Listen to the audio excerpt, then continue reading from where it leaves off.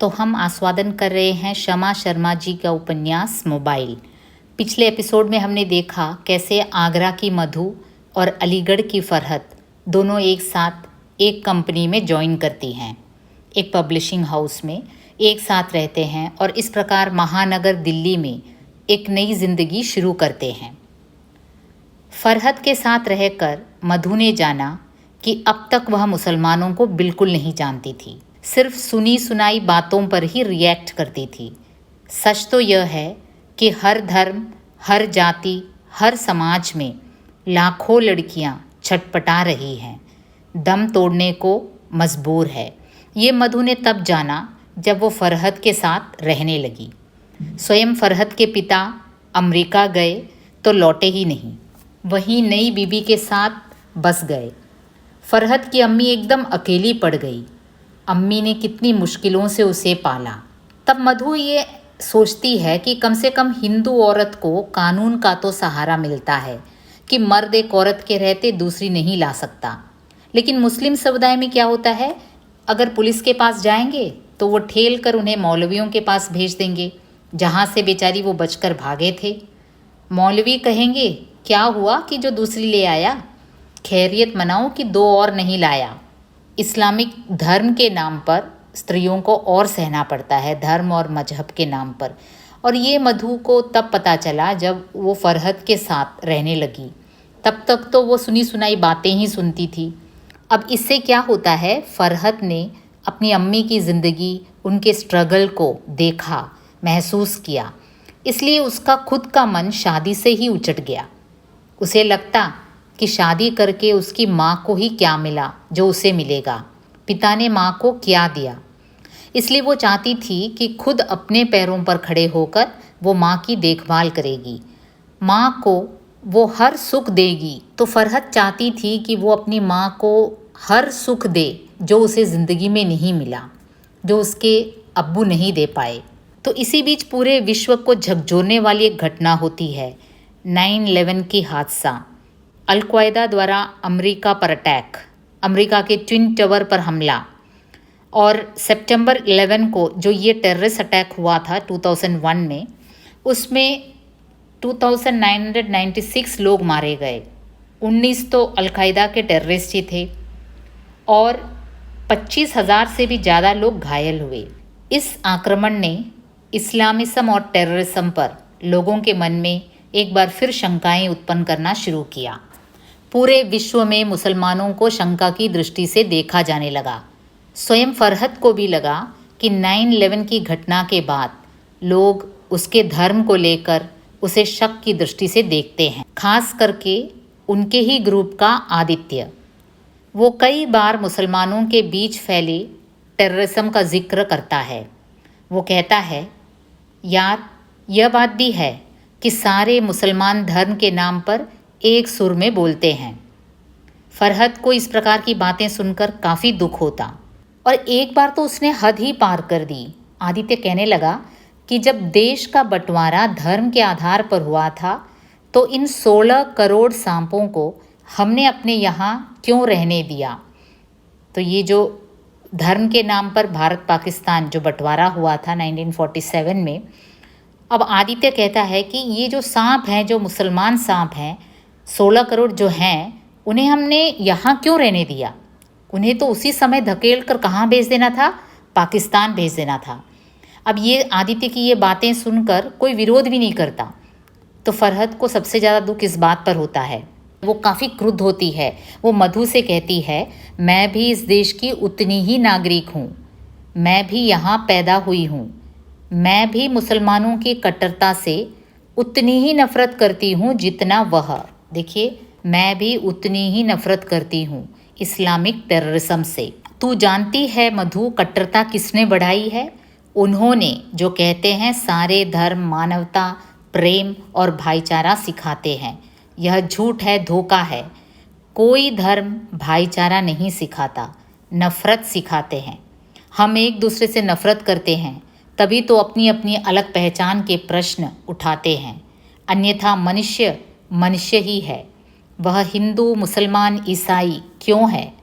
देखिए, फरहत इस प्रकार के अहम प्रश्न फरहत उठाती है, उसी के ज़रिए नॉवलिस्ट उठाती हैं। शमा शर्मा जी इतना अहम प्रश्न इतने ज़ोरों से उठाती है कि अब भी पार्टीशन जो है लोगों के दिल में होता जा रहा है। 20वीं सदी में भी हमें आज़ाद हुए इतने साल हो गए, लेकिन आज भी नफ़रत की जो आग है वो हमारे मन में अब भी है। तभी तो आदित्य कहता है कि इन 16 करोड़ सांपों को हमने यहाँ रहने ही क्यों दिया। और दूसरी तरफ इस्लाम समुदाय के लोग हैं, फरहत जैसे लोग हैं जो स्वयं इस्लामिक कट्टरता के विरोधी हैं। तो ये भी एक अहम मुद्दा है जो ये उपन्यास उठाता है कि हिंदू मुस्लिम ये जो धर्म और मजहब के नाम पर लोग लड़ते हैं, नफ़रत पैदा करते हैं, हेट स्पीच फैलाते हैं, ये सब अंततः मानव को मानव से दूर ही करता है। और इसी बीच एक लंबे चौड़े सुदर्शन लड़के ने मधु से आकर पूछा, who is Madhulika Shukla? Yes, Madhu ने कहा। उसने एक लिफाफा मधु की ओर बढ़ा दिया और कहा, मैडम अपने चेक तो संभाल कर रखा कीजिए। रेडियो से आए 2 चेक थे जो रास्ते में गिर गए थे और मधु को इसका पता तक नहीं था। उसने उस लड़के को शुक्रिया अदा किया, उसे बिठाया, पानी वानी चाय कॉफ़ी पिलाई। इस प्रकार मधु की मुलाकात नवीन खन्ना से होती है। नवीन खन्ना बैंक में प्रोबेशनरी ऑफिसर थे और देखते ही देखते नवीन और मधु के बीच एक नए रिश्ते की शुरुआत होती है।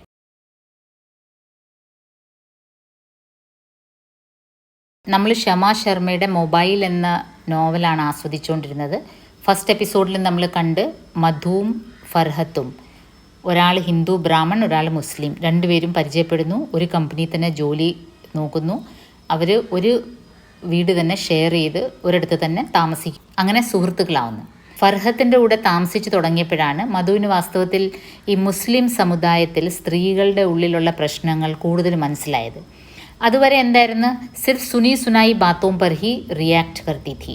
सच तो यह है कि हर धर्म, हर जाति, हर समाज में लाखों लड़कियां छटपटा रही हैं, दम तोड़ने को मजबूर हैं. അതുവരെ മധുവിന് ഇത്ര ഡീപ്പായിട്ട് ഈ സമുദായത്തിലെ മുസ്ലിം സമുദായത്തിലെ സ്ത്രീകൾ നേരിടുന്ന പ്രശ്നങ്ങളെപ്പറ്റി അറിയില്ലായിരുന്നു. ഫർഹത്തിൻ്റെ എക്സാമ്പിൾ തന്നെ എടുത്താൽ, ഫർഹത്തിൻ്റെ അച്ഛൻ അങ്ങ് അമേരിക്കയിൽ പോയി അവിടെ വേറെ സ്ത്രീയായിട്ട് അങ്ങ് സെറ്റിലായി. ഫർഹത്തിൻ്റെ അമ്മ തീർത്തും ഒറ്റപ്പെട്ടു. ഫർഹത്തിനെ വളരെ ബുദ്ധിമുട്ടിയാണ് അവർ വളർത്തിയത്. അപ്പോൾ ഫർഹദ് പറയാണ്, कम से कम हिंदू औरत को कानून का तो सहारा मिलता है कि मर्द एक औरत के रहते दूसरी नहीं ला सकता. അപ്പോൾ ഹിന്ദു ഓറത്തിന് അങ്ങനെ ഒരു ഇതുണ്ട്, കല്യാണം കഴിച്ചിട്ടുള്ള പുരുഷനാണെങ്കിൽ വൈഫ് ജീവിച്ചിരിക്കെ വേറെ സ്ത്രീയെ നിയമപരമായി കൊണ്ടുവരാൻ പറ്റില്ല. लेकिन मुस्लिम समुदाय में तो पुलिस के पास जाएंगे तो वे ठेल कर उन्हीं मौलवियों के पास भेज देंगे जहाँ से बचकर भागे थे. मौलवी कहेंगे, क्या हुआ कि जो दूसरी ले आया, खैरियत मनाओ कि 2 और नहीं लाया. മുസ്ലിം സമുദായത്തിലെ സ്ത്രീകൾക്ക് ഇങ്ങനെ ഒരു ഇഷ്യൂ വന്നാൽ, കാരണം അവർക്ക് 5 ഭാര്യമാരാകാവുന്നതാണ് നിയമപരമായി. അപ്പോൾ അങ്ങനെ മൗലവിമാർ പറയുന്നത്, ഒന്നല്ലേ കൊണ്ടുവന്നുള്ളൂ, 2-3 ഒന്നും കൊണ്ടുവന്നില്ലല്ലോ. അങ്ങനെ ഈ മുസ്ലിം സ്ത്രീകൾക്ക് എങ്ങൊന്നും ന്യായം കിട്ടത്തില്ല. ഫർഹത്തിൻ്റെ ജീവിതത്തിൽ ഫർഹത്ത് കണ്ടത് തൻ്റെ അമ്മയുടെ ഈ ഒരു ദുരവസ്ഥയാണ്. ഇതെല്ലാം കാരണം ഫർഹത്തിന് വാസ്തവത്തിൽ വിവാഹം കഴിക്കണമെന്നേ ഇല്ലായിരുന്നു. ഫർഹത്തിന് എങ്ങനെയെങ്കിലും ജോലി ചെയ്ത് സ്വന്തം കാലിൽ നിന്ന് അമ്മയെ സംരക്ഷിക്കണമെന്നായിരുന്നു. അമ്മയ്ക്ക് ജീവിതത്തിൽ സന്തോഷം എന്താണ് അമ്മ അറിഞ്ഞിട്ടില്ല. അതുകൊണ്ട് താൻ ജോലി ചെയ്തതിന് ശേഷമെങ്കിലും അമ്മയുടെ കാര്യങ്ങളെല്ലാം നോക്കണമെന്നായിരുന്നു ഫർഹത്തിന് ആഗ്രഹം. അതുകൊണ്ട് തന്നെ ഫർഹത്ത് വിവാഹമേ കഴിക്കില്ല എന്ന് തീരുമാനിച്ചിരുന്നു. ഉസേ ലഗ്താ कि शादी करके उसकी माँ को ही क्या मिला जो उसे मिलेगा, पिता ने माँ को क्या दिया. इसलिए वो चाहती थी कि खुद अपने पैरों पर खड़े होकर माँ की देखभाल करे, माँ को हर वो सुख दे जो उन्हें कभी नहीं मिला. ഇതിനിടയ്ക്കാണ് 9/11 എപ്പിസോഡ് നടക്കുന്നത്. 9/11 എന്ന് പറയുമ്പോൾ സെപ്റ്റംബർ 11, 2001 ഈ ലോകത്തെ തന്നെ ഞെട്ടിച്ച ഒരു സംഭവമാണ് ഉണ്ടായത്. അൽഖയ്ദ അറ്റാക്ക് നടന്നു USA ട്വിൻ ടവറിലും പെൻറ്റാഗണിലും. 3000-ഓളം ആൾക്കാർ അന്ന് മരിച്ചു. കൃത്യമായിട്ട് പറഞ്ഞാൽ 2996 ഡെത്താണ് ഉണ്ടായത്. 19 പേര് അൽഖയ്ദ ടെററിസ്റ്റ് തന്നെയായിരുന്നു. അവർ ഫ്ലൈറ്റ് ഹൈജാക്ക് ചെയ്ത് കൊണ്ടിടിക്കുകയായിരുന്നു ട്വിൻ ടവറിൽ. അരലക്ഷത്തോളം ആൾക്കാർ വൂണ്ടഡായി. അത് വലിയൊരു സംഭവമായിരുന്നു, ലോകത്തെ തന്നെ ഞെട്ടിച്ചൊരു സംഭവമായിരുന്നു. ആ സംഭവത്തിന് ശേഷം എല്ലാവരും മുസ്ലിംസിനെ ആകമൊത്തം ഒരു സംശയ ദൃഷ്ടിയിൽ നോക്കുമായിരുന്നു. ഇസ്ലാമിസവും ടെററിസവും ഇത് രണ്ടും ലിങ്ക് ചെയ്ത് എപ്പോഴും ചർച്ചകൾ പത്രങ്ങളിലും ന്യൂസിലും ഒക്കെ വരുമായിരുന്നു. അപ്പോൾ അതിൻ്റെ ഒരു എഫക്റ്റ് ഫർഹത്തിനും ഫീൽ ചെയ്തു. ഫർഹത്ത് സ്വയം മുസ്ലിമായിരുന്നു. അപ്പം കൂടെയുള്ള ഫ്രണ്ട് സർക്കിളിലുള്ളവർ തന്നെ ഇങ്ങനെ കുത്തി കുത്തി പറയുമായിരുന്നു. അപ്പോൾ ആദിത്യ തന്നെ അതിനൊരു പ്രധാനിയായിരുന്നു. ആദിത്യ പറയുമായിരുന്നു, യാർ യഹ് ബാത് ഭി ഹൈ കി സാരേ മുസൽമാൻ ധർമ്മ കെ നാം പർ ഏക് സുർ മേ ബോൾത്തെ ഹെ. ഈ മുസ്ലിംസ് ഉണ്ടല്ലോ, എല്ലാവരും മതത്തിൻ്റെ കാര്യം പറയുമ്പോൾ എല്ലാവരും ഒരേ ടോണിലാണ് സംസാരിക്കുന്നത്, ആദിത്യ പറയും. പിന്നെ ഒരിക്കൽ ആദിത്യന് അങ്ങ് ലിമിറ്റ് വിട്ടു. ലിമിറ്റ് ക്രോസ് ചെയ്ത് പറയാണ്, ജബ് ദേശ് കാ ബട്ട്വാര ധർമ്മ കെ ആധാർ പർ ഹുവാ था तो इन 16 करोड़ सांपों को हमने अपने यहाँ क्यों रहने दिया. നമ്മുടെ ഈ ഇന്ത്യ വിഭജിക്കപ്പെട്ടപ്പോൾ, ഇന്ത്യ പാകിസ്ഥാനായിട്ട് മാറിയപ്പോൾ ഈ ഇഴജന്തുക്കളെ, ഈ സർപ്പങ്ങളെ, ഈ മുസ്ലിംസിനെയാണ് പറയുന്നത്, ഈ 16 കറോഡ് 16 കോടി മുസ്ലിംസ് ഇന്ത്യയിലുണ്ടെങ്കിൽ ഇവരെ എന്തിനാണ് നമ്മളിവിടെ താമസിക്കാൻ അലൗ ചെയ്തത്? അന്നേ തള്ളി വിടേണ്ടതായിരുന്നു എങ്ങോട്ട്? പാകിസ്ഥാനിലേക്ക്. അപ്പോൾ ഇങ്ങനത്തെ ഹേറ്റ് ടോക്സ് ആദിത്യ നടത്തും. അത് കേട്ടിട്ട് ഫർഹത്തിന് വളരെയധികം വിഷമമാവും. അപ്പോൾ കാരണം ഫർഹത്ത് എന്താണ്, ഫർഹത്ത് ഉറച്ച് വിശ്വസിക്കുന്നത് എന്താണ്? മേ ഭി ഇസ് ദേശ് കി ഉത്നി ഹി നാഗരിക് ഹൂँ. ഞാനും ഈ കൺട്രിയിലെ പ്രോപ്പർ സിറ്റിസനാണ്. എങ്ങനെ ഒരു ഹിന്ദു ഇന്ത്യയിലെ സിറ്റിസനാണോ അതേപോലെ ഞാനും ഇവിടുത്തെ സിറ്റിസനാണ്. മേ ഭി യഹാ പേദാ ഹുയി ഹൂँ. ഞാനും ഇവിടെയാണ് ജനിച്ചത്. മേ ഭി മുസൽമാനോं की कट्टरता से ഉത്നി ഹി നഫ്രത് കർത്തി ഹൂँ ജിത്ന വഹ. എനിക്ക് ഈ മുസ്ലിം ടെററിസത്തിനോട് ഒരു യോജിപ്പും ഇല്ല. ഫർഹദ് ഒരിക്കലും ഇസ്ലാമിസത്തിൽ ടെററിസം വേണം അല്ലെ അത് ശരിയാണെന്ന് ഒട്ടും വിശ്വസിക്കുന്നൊരു വ്യക്തിയല്ല. പക്ഷേ ആദിത്യ ഇങ്ങനെ ഫർഹത്ത് കേൾക്കെ തന്നെ ഇങ്ങനെയൊക്കെ പറയുമ്പോൾ ഫർഹത്തിന് ശരിക്കും നല്ല സങ്കടമാവും. അപ്പോൾ വളരെ ദേഷ്യവും വരും. അങ്ങനെ ഇരിക്കെ മധുവിനെ തേടി ഒരു സുമുഖനായ ഒരു ചെറുപ്പക്കാരൻ വരും. Who is Madhulika Shukla? Yes, മധുനെ കഹാ. उसने एक लिफाफा मधु की तरफ बढ़ा दिया. मैडम अपने ചെക്ക് तो संभाल कर रखा कीजिए. എന്തായിരുന്നു, റേഡിയോയിൽ നിന്ന് കിട്ടിയ 2 ചെക്കായിരുന്നു റേഡിയോ പ്രോഗ്രാം നടത്തിയതിന്. അപ്പം മധു അറിയാതെ അത് കയ്യിൽ നിന്ന് സ്ലിപ്പായിപ്പോയി. കൊണ്ട് തന്നതൊരു പയ്യനാണ്. പയ്യൻ്റെ പേരെന്തുവാണ്? നവീൻ ഖന്ന. അപ്പോൾ ഈ നവീൻ ഖന്ന ഒരു ബാങ്കിലെ പ്രൊബേഷണറി ഓഫീസറാണ്. ചെക്ക് കൊടുക്കാൻ തിരിച്ചു വന്നു. അങ്ങനെ മധുവായിട്ട് പരിചയമായി. മധുവിന് നവീൻ്റെ ആ ഒരു പേഴ്സണാലിറ്റി ഇഷ്ടപ്പെട്ടു. അവർ പരസ്പരം അടുക്കുകയാണ്.